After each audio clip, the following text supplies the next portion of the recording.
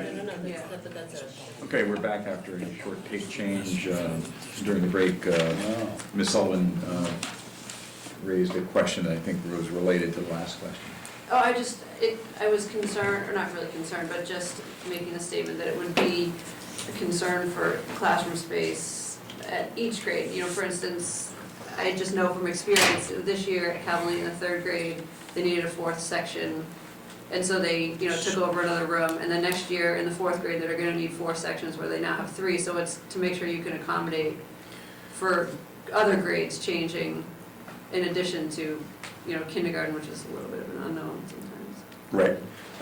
We've got the class size projections that we've shown if something unusual happened, and what I could certainly do is on Monday come back to you and point out which grade levels and which schools we think are right at the razor's edge and which ones might get an influx of 4 or 5 students that would then push you over that limit.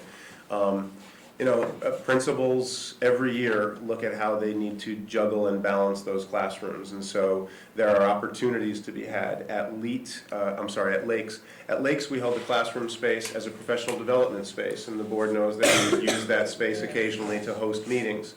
At Leet, we had old portable space that was connected to the building that for fire code reasons we were no longer allowed to place students into. We were using it for storage. We cleared the storage out and turned one of those spaces into the adult professional development room, releasing that classroom at Lakes back to the school and to the teachers and to the students. Inevitably, there are going to be situations where we have classrooms that are being used for speech and language support, physical or occupational therapy support, small special education activities that are going on, and should we get the kind of bump that we're concerned about, a principal might take 2 of those activities, collapse them into one shared space, freeing up a classroom space, therefore, for that sort of thing. Again, I will touch base with each principal. I will go through the worst case scenario with each of them, but I'll come as close as I can to ensuring that we won't be in that space. Okay. One question I had related to our pension, our projected pension contribution in this budget, and we did get some information from the Board of Finance on Monday. I went to the town website for the minutes of the pension committee meeting, kind of half expecting to see that they voted to make a recommendation to us at their last meeting as to what our budget level funding ought to be, and in fact they did not. According to the draft minutes anyway, the draft minutes say that they were presented with a draft report from the actuary, and the draft report is not summarized in the minutes. So I know that that the number that Ms. Trudeau has put in the proposed budget is related to that in some way. I'd like to wonder if we can get that draft report and take a look at it, since we are being asked on the basis of somebody who we haven't met with, communicated with directly, to fund the pension at a particular level.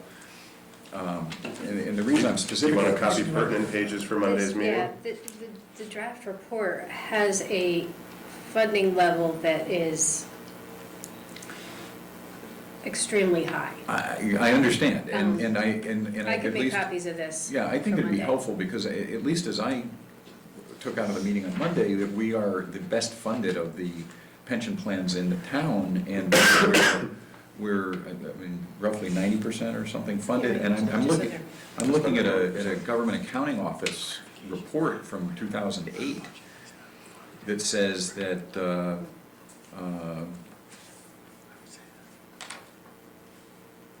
many experts and officials to whom we spoke consider a funded ratio of 80% to be sufficient for public plans for a couple of reasons.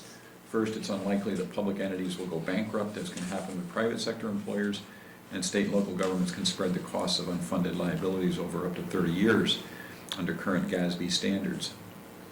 In addition, several comment that it can be politically unwise for a plan to be overfunded. That is, funded ratio of over 100%. The contributions made to funds with quote-unquote excess assets can become a target for lawmakers with other priorities. Which is that's not an irrational observation, by the way. So I'd like to hear some better explanation as to why we need to fund this at a level that seems to be in excess of what is generally, at least the Government Accounting Office generally accepts. So again, I don't expect to comment tonight on that. What level is the town funding? We're doing 5%, what are they doing? They haven't released a budget yet. Yeah, I don't know. Yeah, but let's make a phone call and see if we I can can ask. find out. We can ask. Can you circulate that draft report prior to the Monday meeting so we have a chance to read it? Sure, I can scan it and Yeah, send we it can out. scan it and email it tomorrow to board members. Sure, that's fine. Okay. Thank you. Okay.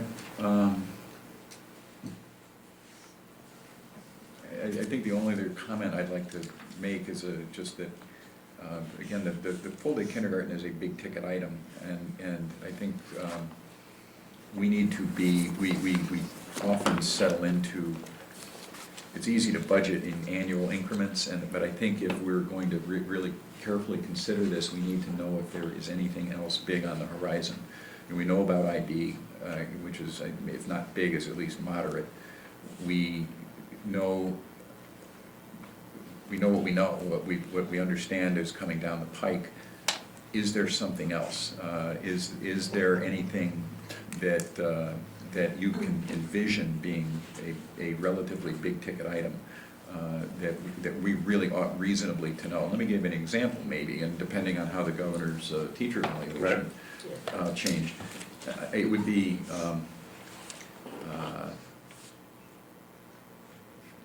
difficult if you were to come to us next year, say, and that we need 3 additional administrators to do the teacher evaluation program correctly. I think if that is even a hypothetical possibility, we ought to reasonably know about it now before we consider full-day kindergarten. Yeah, I don't consider that a hypothetical reality. Considering the status quo, considering that teacher evaluation were not to be changing or slowing down in its implementation, when we presented an additional special education administrator to you, I was projecting forward that part of the rationale for that was bringing the programs back into the district and that we were going to need additional administrative support for the new evaluations.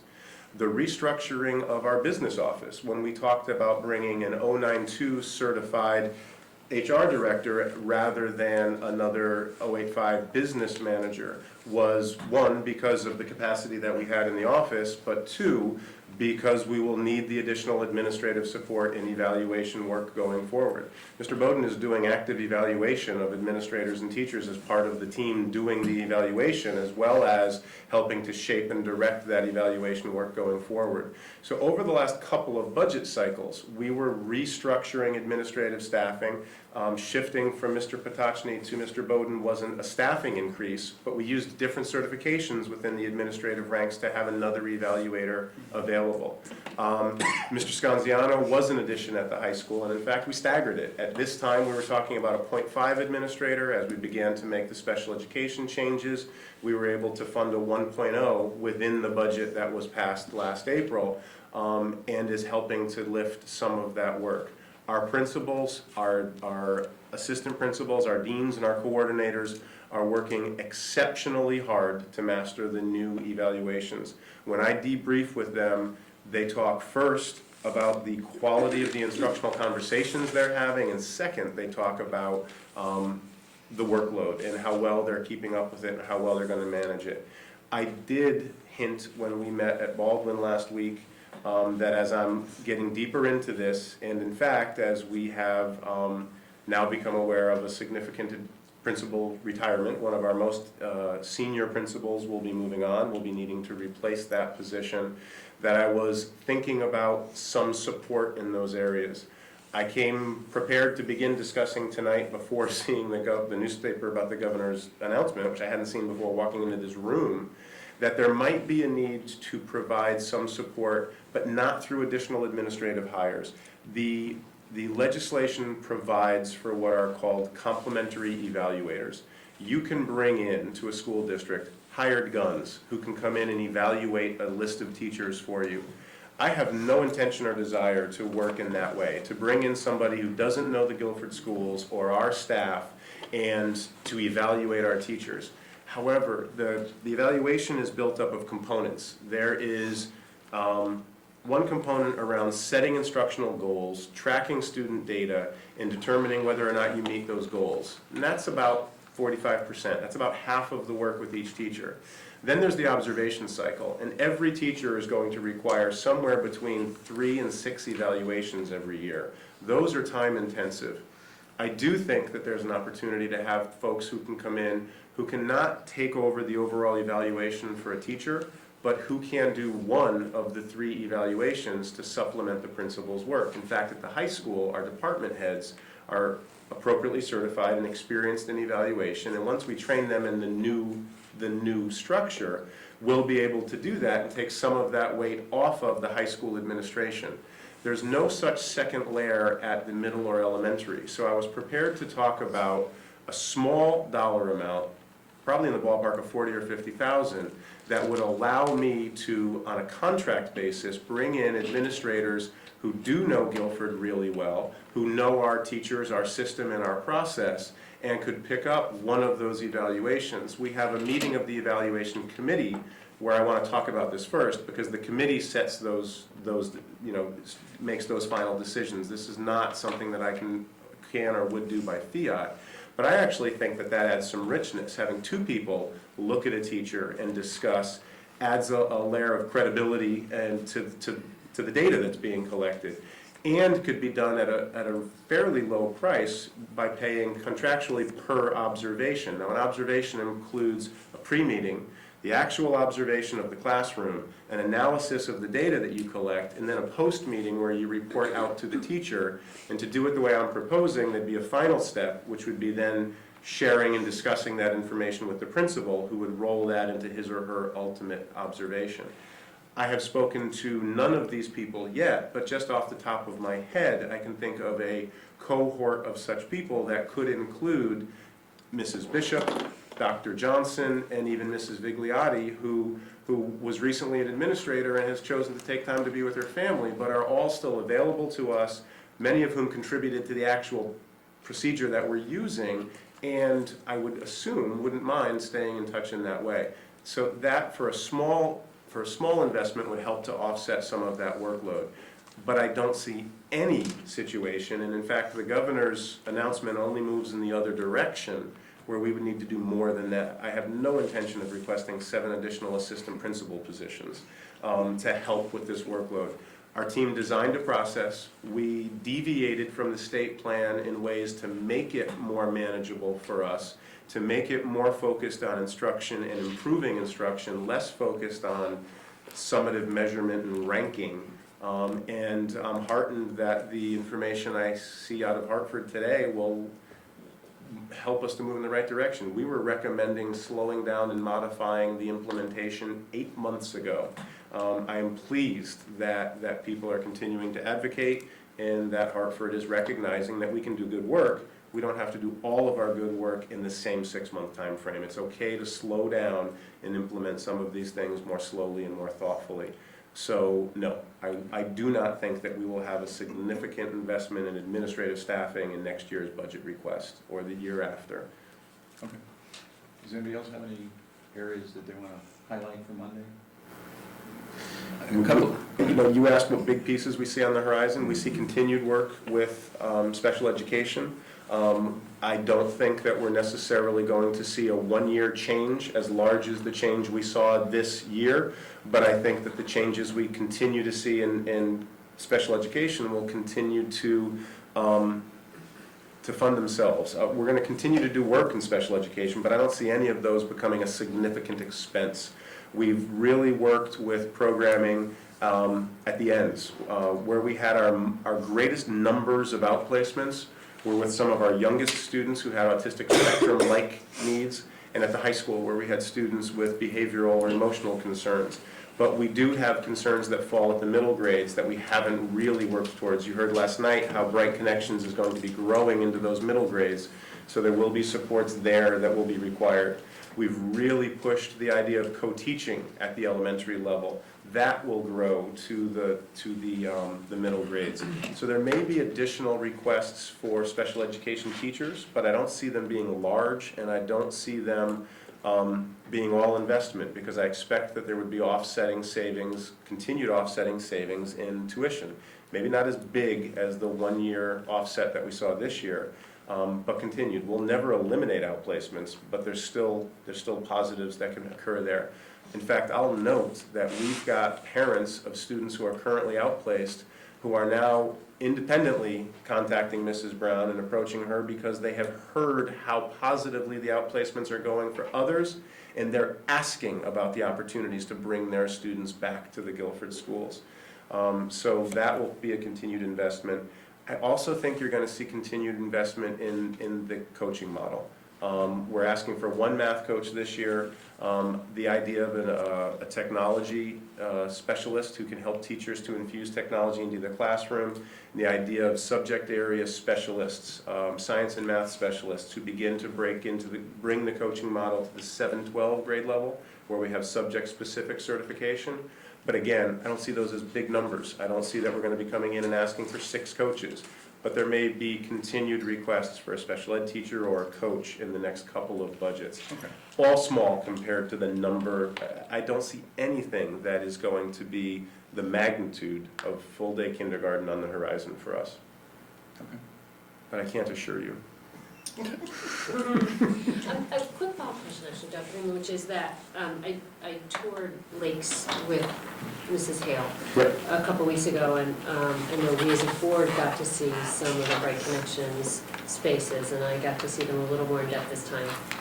As we move into Baldwin, you've talked about special education staffing, but there are really specific kind of OT spaces in Lakes.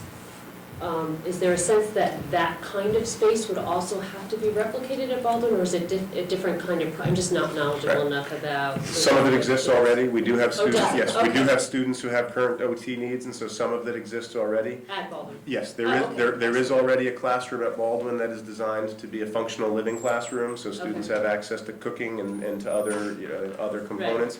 But yes, in each of these cases, it's going to involve looking at that space really carefully. And again, Bright Connections is a great program. It's space intensive, and Right. so we're servicing about 9 students this year, and we're using 2 classrooms to service those 9 students. We do know that we can fit the full-day kindergarten classrooms and the current special education programming in all the buildings. That was part of the evaluation.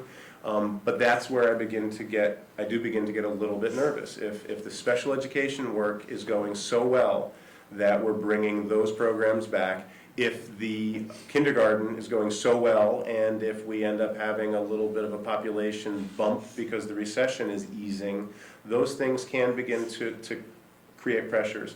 I will say that one of the places that we would look for relief in those areas would be by partnering with neighboring districts in the way that we are with the STRIVE program. So one of the special education programs of which I'm most proud is that STRIVE 18 to 21-year-old program, where we've partnered with Madison and with Clinton.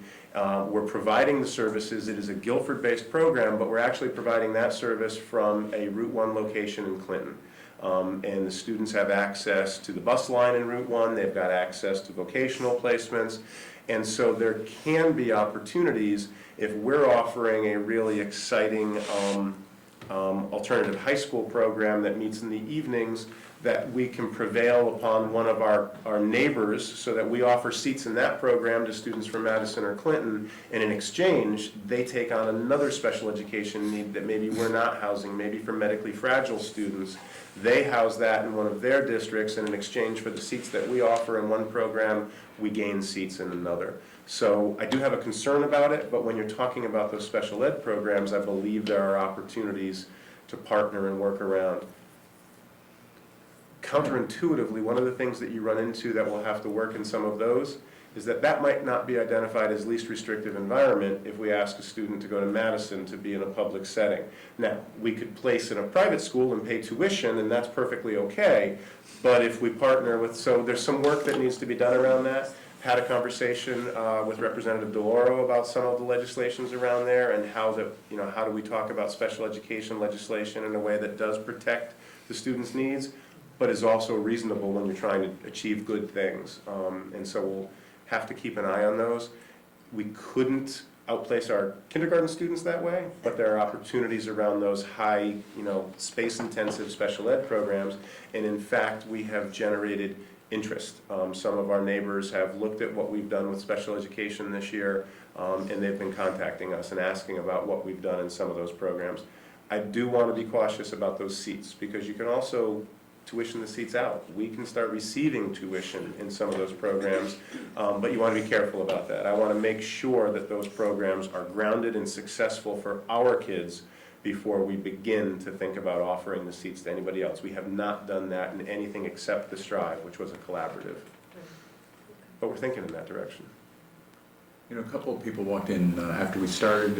Is there anybody else who wants to add anything? No? I want to ask one question. I just saw the news as I was going out the door, and they were talking about the state saying maybe mandatory pre-K. Does anybody know anything about that? I don't think that's been proposed at all. I know that there has been a discussion in some of the lower achieving districts, but I haven't seen any proposals for mandatory pre-K in Connecticut. New York, yes. New York, I think they are Oh, talking yeah, about New it. York, they're all over it.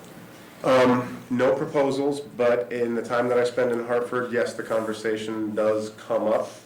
I sit on the Achievement Gap Task Force, and there has been talk about both pre-K and K, and because that's a body that looks specifically at the achievement gap, we work to keep our focus on not improving education overall. So when we talk in that body, it's about universal access to pre-K or full-day K for students who are living in poverty and students who have needs that need to be mediated. And that's not what we're talking about at a large scale here in Guilford. I will continue to be that voice, but I have heard the conversation getting kicked around as well, not in any kind of formal proposal that I've seen. But I was surprised walking in here and seeing the announcement tonight, so Somebody's going to have it's to worth paying attention to. Somebody's going to have to explain to me what they're fighting about in New York. You know, the governor proposes to pay for it for the city. The mayor says, no, I want to pay for it myself. I mean, like. The governor's Is that just local proposal, control? no, the governor's proposal does not include enough money to have quality pre-K. So says the mayor, I Well, suppose. so says a lot of people. Yeah, not just the I mayor. would be delighted if we had the option to. You consider said and somebody's reject- money. Yeah, exactly, consider and reject the state money. And All right. the other aspect of what Governor Malloy said today that we were talking about earlier was it wasn't just about the teacher evaluation, it was also about Common Core. Yes, So that. we'll have to get some more does information on it. Play into, right, plays into the whole concept. Right, and again, I'll point out that I have been, or I have at least attempted to be in Hartford a voice that one is making it clear that the teacher evaluation and the Common Core are and always have been two separate things. They're two very different initiatives that came from different places.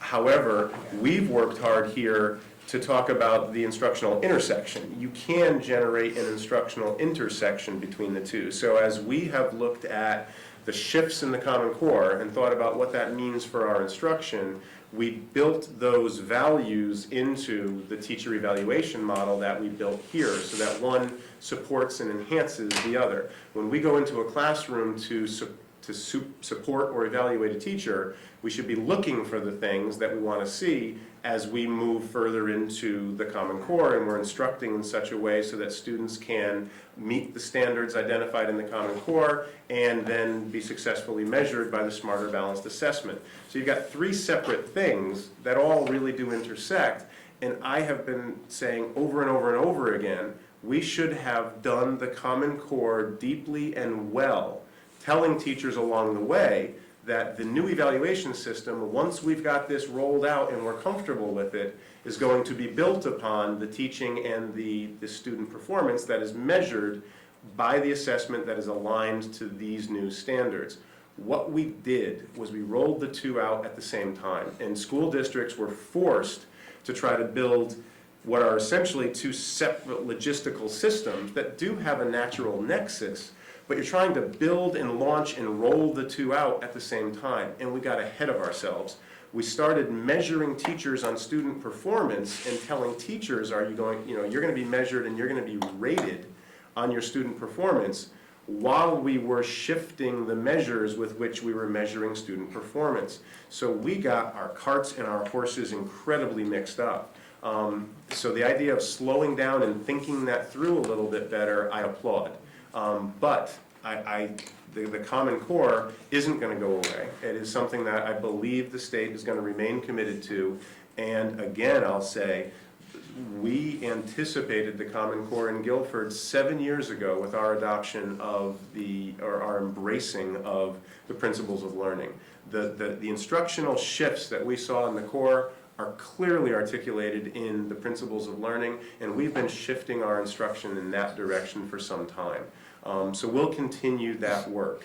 I applaud the idea of thinking the implementation and the overlap of these, thinking it through better and slowing it down. And I will say that around evaluation, I have said that it's not just the implementation, it's the model as well. And so if this allows us an opportunity to talk about some components of the model that I would like to see changed, believe me, I will find that opportunity and insert myself into that conversation as well. I don't think we should just slow it down. I think we should also think about how we're doing that. Okay, yes, I'm I sorry. actually did have a question. Can you come on? I'm Laura Bauer, I'm a parent at Lake School. Just in terms of upcoming expenses that Mr. Bloss had just asked about, and I apologize if I missed this, what would be the potential cost factor for implementing any of the recommendations that come out as a result of the study for the higher potential learners? Has that, you know what I'm saying? It's a little hard because we don't have a study yet. Right, I guess, has that been thought about, I guess is my question. Yes, I've And thought mental- about it, but I haven't been able to plan for it. So, when the futures report was completed around special education, what we did when we looked at the futures report is we then took the recommendations and reported out to the Board of Education and sort of said, things we can do immediately, things we want to do in the next 1 to 2 years, and things that will be more long-term. And those things got identified by, are there costs associated with them? So can I do it in an existing budget, or does it have to wait until the new budget comes forward? And what seems most immediate. So we looked at the low-hanging fruit that we could achieve quickly, and then we looked at the things, and we'll have to do some similar analysis when whatever study we commission is brought back to us. So we will take it and we will look at what we can do immediately because it's low cost or no cost.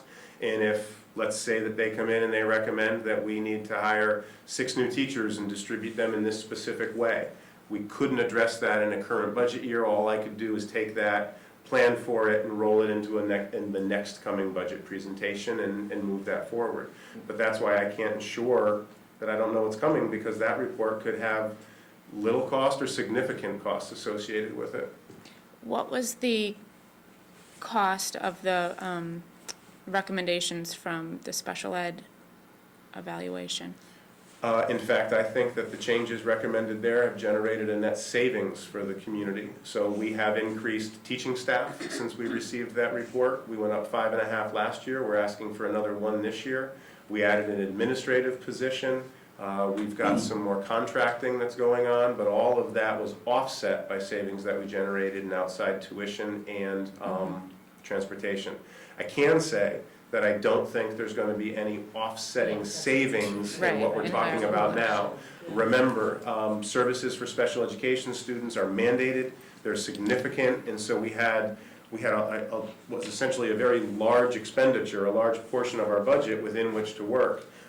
There's very little expenditure in comparable terms for students who are achieving at the really high end of the bell curve. I'm going to speculate that probably in that area, it's going to be a reallocation of existing resources and a difference of delivery as much more than it would be. To implement the Yeah, recommendations. exactly, more than it would be significant new investments. We've already got a talented teacher. I would agree with that Right. assessment. Yeah. Good. But that's a projection, that's a supposition. Fair enough. But that's similar to what other districts have, if we were to Yes. go the route that some other districts are doing, like, for example, it's not wildly more expensive to have a good AP program as opposed to a less good AP program. It's about the same expense. There's a little bit of an expense with an IB program, okay, we know that. But, when you talk about, my hunch is it's going to be much more reallocation of resources. I would agree with that. Okay, well, is there anything else, anybody? I talked to Dr. Freeman today, just because I had a question that probably preceded my being here, but I was looking for the visual on what a full-day kindergarten schedule. Oh, yeah. Yeah, and so what I have for you is the draft that was put together by the principals early on in this process.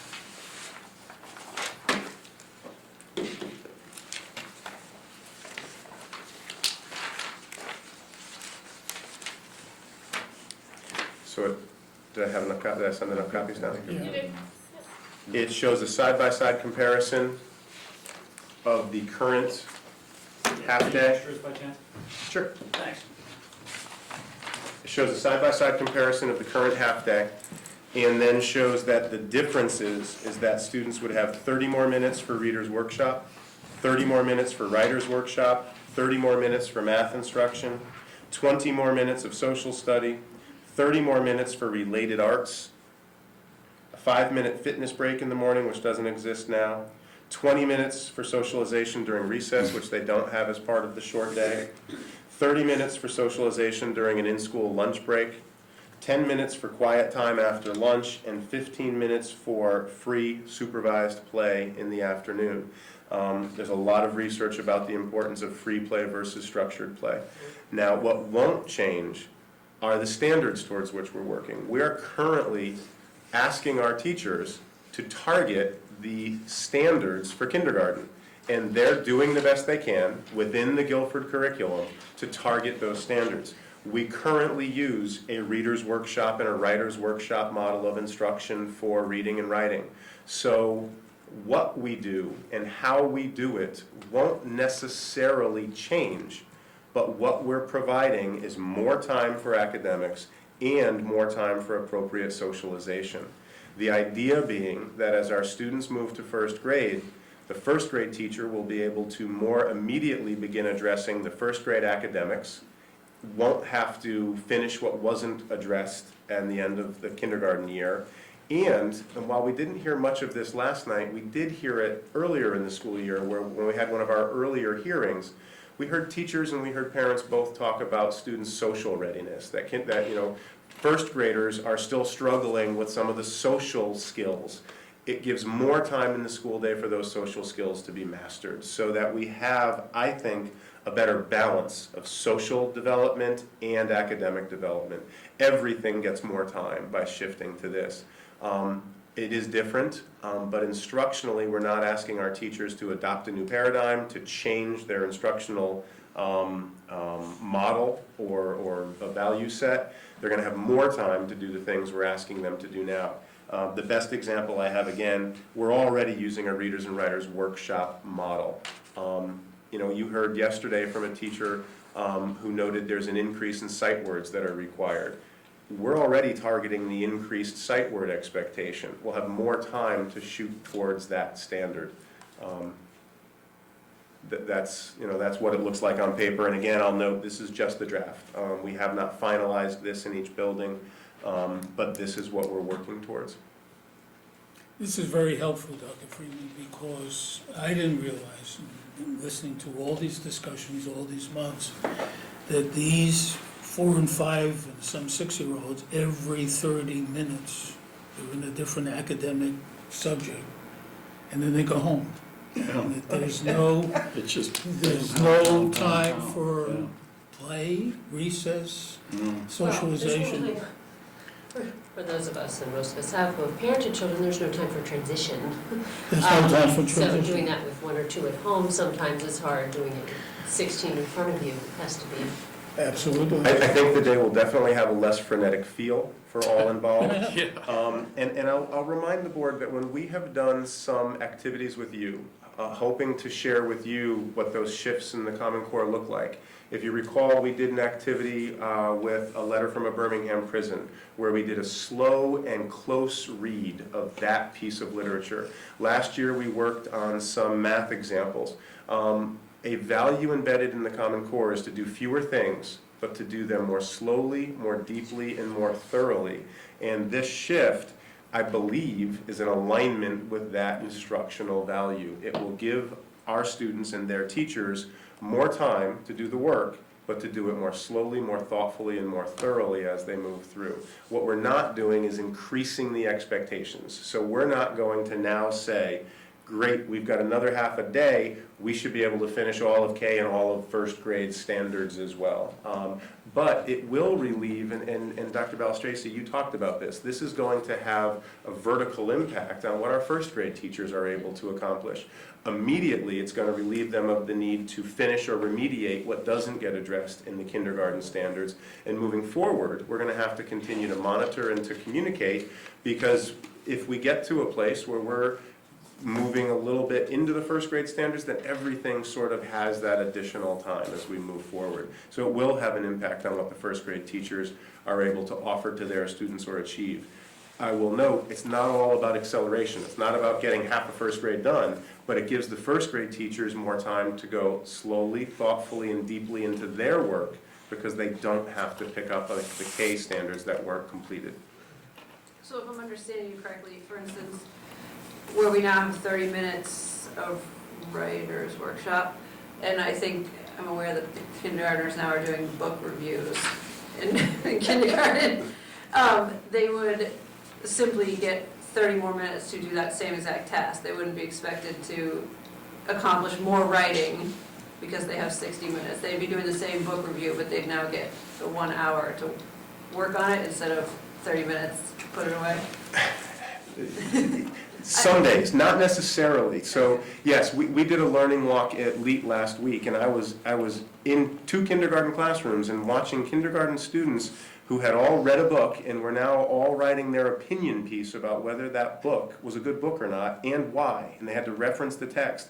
Every one of those writing pieces included their own illustration, as well as 5 or 6 sentences referring to the text about why it was they enjoyed the book or not, in their opinion. In some cases, the answer might be yes. They're still going to do that one written piece, but they're going to be able to take more time in drafting and in revising and in completing and getting that done and done really well. But in other places, it might mean that they get to write 2 or 3 pieces over the course of a 2 or 3 week unit instead of just one piece. So they'll be working on the same skills and they'll be addressing the same standards, but it doesn't mean that we might not ask them to now write 2 book reviews, because before we only had time to write 1. And that is an important process as well, because the first time you do something, you're just figuring it out. The second time you do something, now you know what the whole process looks like. Having done it once, you come at it wholly differently. And sometimes our kids just don't have the time for that repeated learning cycle that is necessary to really master something.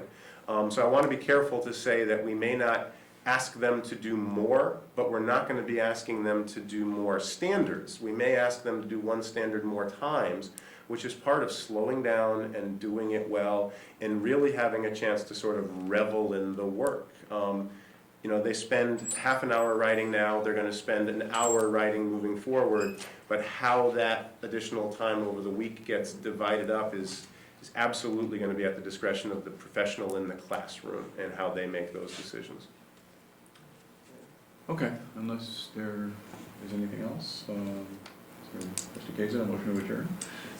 Well, actually, let me just say, February 3rd, I understand. February 3rd, that meeting is not on our website. It's hidden into the budget timeline, so that needs to be on our website. But February 3rd at 7:30 at the high school. The high school. Likely to vote on the budget, depending. I think that at least should be our expectation. If we have to postpone it, we can talk about that. But in any event, Mr. Kazin, move to adjourn, second? Second. All in favor? Opposed? Thank you. Wow. Thank you all very much. Let's hope for no snow.